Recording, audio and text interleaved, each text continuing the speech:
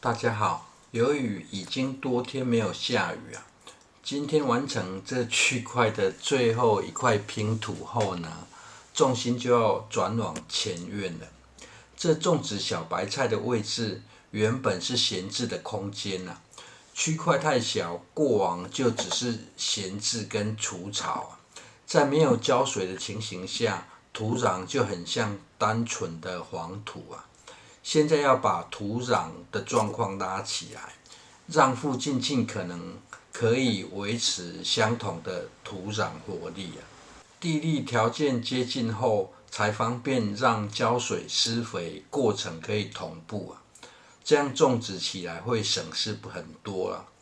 也可以让一旁的蓄水池有更好的利用。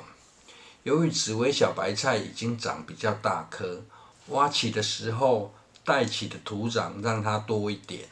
再种下去时呢，恢复起的时间就可以非常短了。另外，现在天气已经比较凉爽，移植会有很高的成功率了。这小区块调整好，重心就会转往前院准备开始整地种植年菜了。而为了长远考量，也顺道测试甘蔗酵素残渣掩埋后的效果挖起土壤后，下层的土壤状况感觉却是好很多的颗粒状利用蔗渣充当有机质的做法，在种植百香果时，发现有很明显的效果。但是这位置若是种植叶菜类，因为根系比较浅要有明显的土壤改善则需要多一点的时间吸引微生物与蚯蚓进入，再由下往上慢慢发酵。而愿意花时间这样做的原因也是要让这个小区块的故事可以继续走下去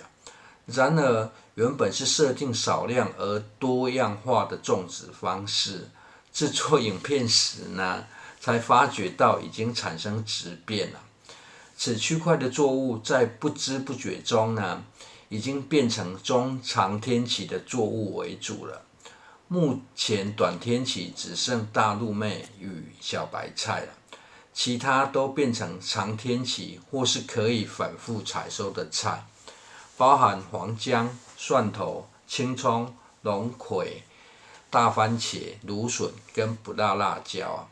这不是刻意安排但是可以确定的是，需要照料的时间可以变少许多了。不过，让短天期的叶菜类转战前院，挥洒的空间倒是可以更大。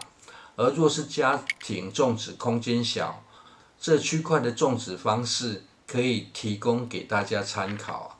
目前还算是多而不乱看是否能克服因为空间小，时常就把种植的作物种类局限住接着要挖起移植的是土小白菜。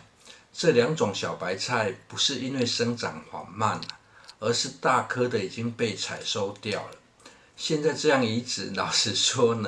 有点像是在找事做了。后院这里其实还有很多菜影片后段再回报一下目前其他作物的生长状况。移植作物时，就算土壤有湿度，还是得进行浇水，这可以让土壤与根系有更好的接触面来避免作物水分流失过快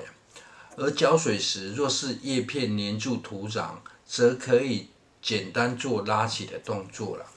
避免叶面直接黏住土壤不透气而产生烂叶的情况移植完毕后，想说连续2天白天都是低日照的阴天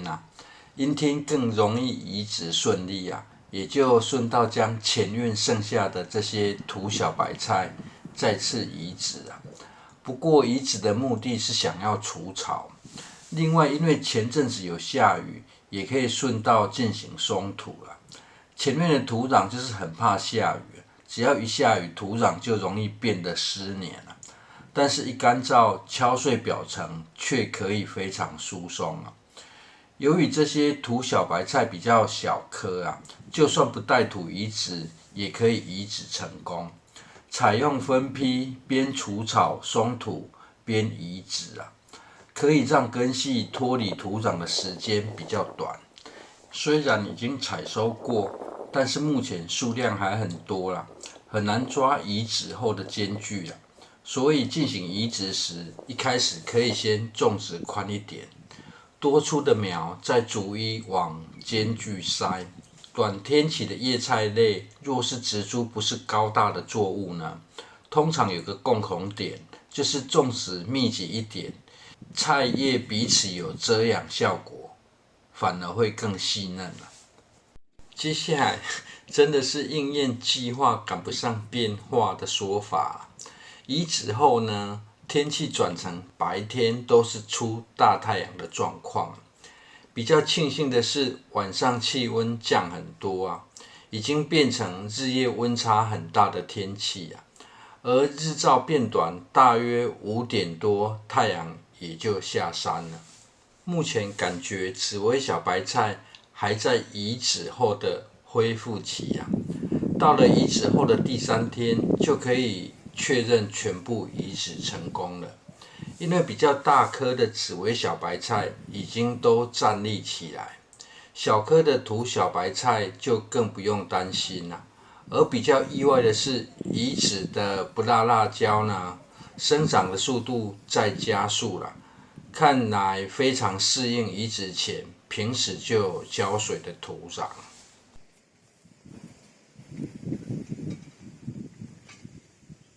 移植后的第4天，气温变得更凉爽，野生龙葵与大陆妹的叶片变得更为细嫩外呢，突然发现不辣辣椒已经开始要开花了。这是后院采用垫高种植的好处因为灌溉河道的活水含有大量的矿物质在冬天时，只要土壤的有机质够频繁的浇水，除了可以提供不少的养分因为日照较低，也不用担心土壤板结的问题也因为土壤有进行垫高，就可以保持土壤微湿的状态，这也是冬天比夏天容易种菜的原因而靠墙的这4颗大番茄，经由逐一检查呢，确认4颗也都进入开花的阶段。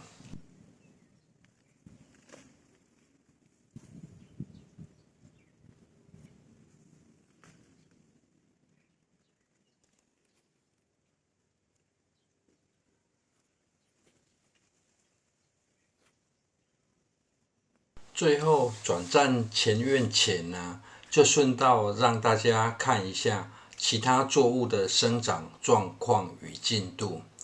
芦笋因为是高日照作物产量开始降低，不过还不到非常冷还可以有加减吃的状态在台湾的冬天，天气还没冷到会下雪所以不要冒伞进行种景过冬这冬天还是多少可以采收接下来这是后院在冬天时呢，因为太阳行进轨迹偏移往南边的缘故，产生一个后院2个世界的原因靠屋檐的左侧呢，变成完全无日照的情形。冬天过后，太阳的行进轨迹会往北偏等到夏天时呢，后院就会变成全日照的场地。这与乡下房子过往习惯坐北朝南的盖法有关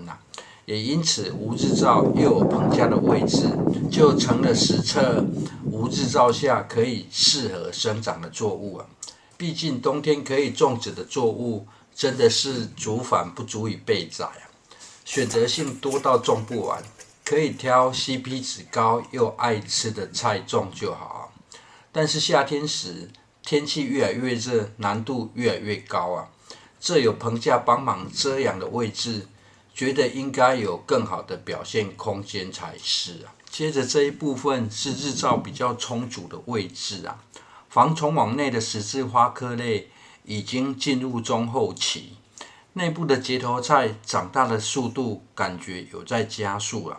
由于当初这根石柱实在太重了，也就让它横躺紧接着菜床，目前就当作是育苗槽使用，还可以分到网子的照护，算是蛮方便的。而另一边的青花笋已经有开始长出侧茎的现象，内部虽然种植3排，感觉比较紧密，但是中间1排是种植一次性作物2种品种的高丽菜。高丽菜采收后留下可以反复采收的青花笋，应该空间就可以改善不少了。若是还觉得太紧密，这青花笋的叶片还可以拔掉。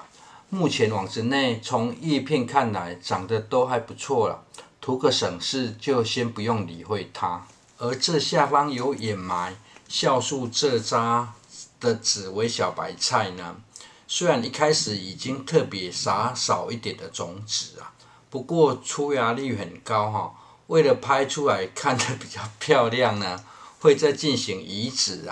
也让植株可以长得更大一点。而共用棚架上的四季豆、藤蔓与叶片的数量不像豇豆那么粗壮，如果种出很会长豆的，1-2颗的数量就可以长很多了。最后的这百香果呢，还不急着收复棚架的地盘，就先知恩图报的开花结起果来了，时间算是非常快了。依照这进度，说不定农历过年还有百香果可以吃啊！谢谢收看。